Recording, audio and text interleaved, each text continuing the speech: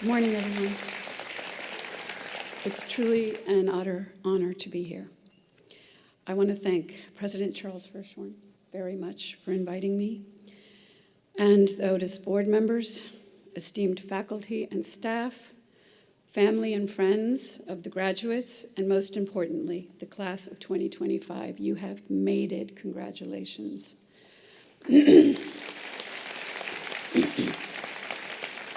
I came to see the studios and presentations yesterday, as well as the fashion show last night, and wow, what a wildly talented group of individuals you are. It was amazing. I really was impressed.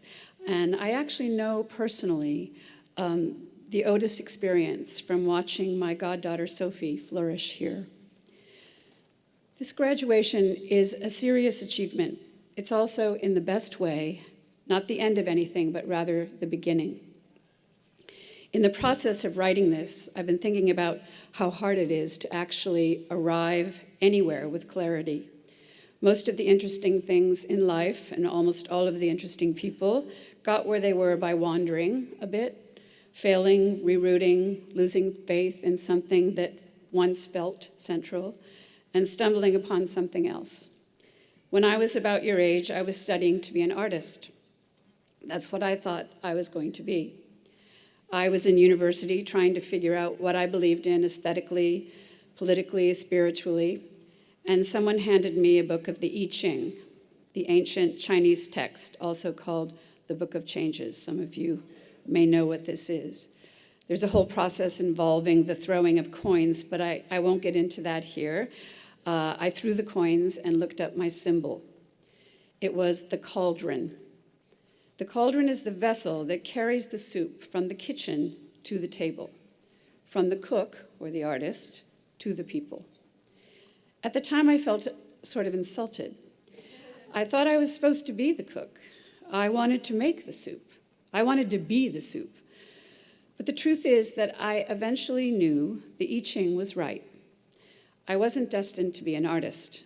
I was meant to hold space for artists, to encourage their work, to make room for it, protect it, and fight for it. That's what I've tried to do for the past 4 decades as a curator and a director, and I wouldn't trade it for anything. Otis graduates, you're the ones who do make the soup. You are the soup. You've chosen a life of creating, not in theory, not in abstraction, but in practice. You make art, you design things, you invent things, you make paintings, photography, sculptures, ceramics, films, clothes, toys, and games. You are all artists, and you are the future. You've been living in the real world. So I'm not going to stand up here and give you that speech about how you're entering the real world now. You know what it's made of. It's made of pandemics, social reckonings, wildfires, unrest, disinformation, injustice, a climate crisis, censorship, and now, like icing on the cake, the erosion of democratic norms and long-established civil rights. These are exceptionally difficult times.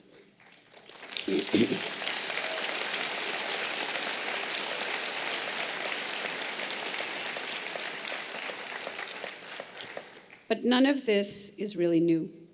Over the past few months, we've watched as many college campuses across the country have erupted in protest. It brings back memories for me. When I was in my second year at the University of New Hampshire, my 5 friends and I created a gay students organization, one of the first in the country. This was the early 70s. 2 years before, the American Psychiatric Association established that homosexuality was not a mental disorder. We decided to have a dance to see if there were any other queers on the campus. So we put up some posters. The conservative governor of the state heard about our plans, enlisted the editor of the only newspaper in New Hampshire, and told the president of the school that he would remove all public funds from the university. Sound familiar? If we were not expelled for spreading the communicable disease of homosexuality. We were only in our late teens, but we were confident, and we knew we were right, and we were unafraid because we had each other. We somehow knew to call the ACLU. I don't know how we knew that. And we decided to fight it in court. They sent 2 lawyers to our small town in New Hampshire, and they set up shop. The case went all the way to the state Supreme Court. And we won.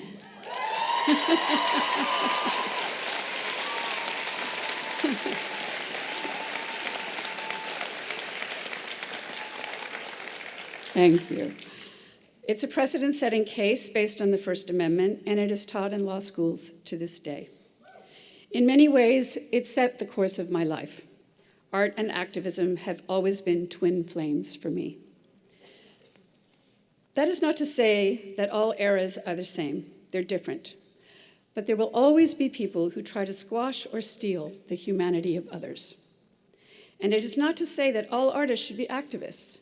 But honestly, just by your very existence, your choice to create, you are change agents and world builders. You may end up working for big companies, or start your own, or work in a fashion house, a museum, or a university, or alone in your studio. But there will always be power structures wherever you go. So just don't underestimate your own power and currency. History shows us that when governments and institutions silence dissent, creativity becomes a form of rebellion. Autocracies fear artists because they shape narratives that become the culture.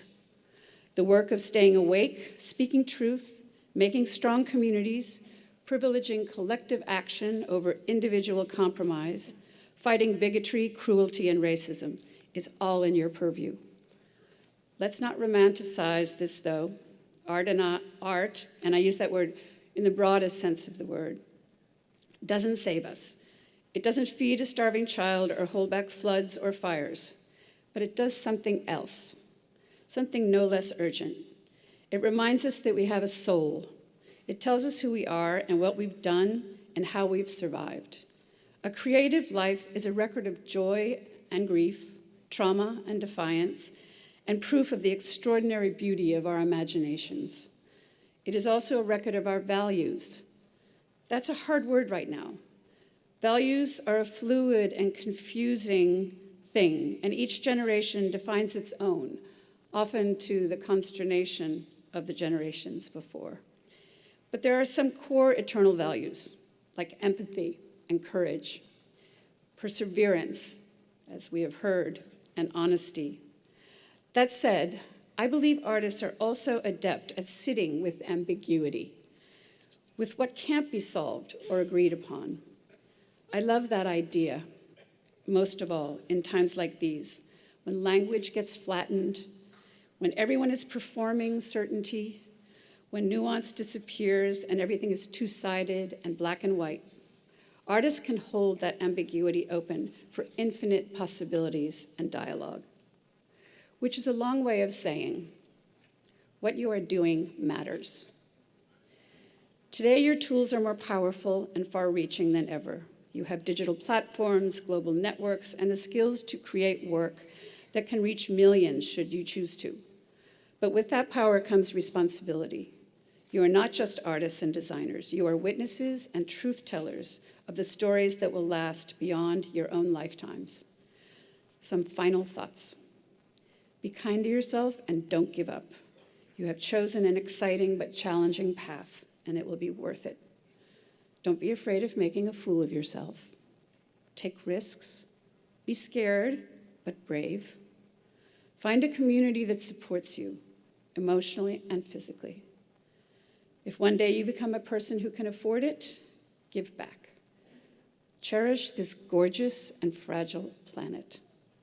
And most importantly, do what makes you happy. From now on, time is going to fly by, I promise you. Whatever you want to do, do it now. Your path might diverge, but it will lead somewhere great. I wish you all a happy, wonderful, awesome life. Thank you.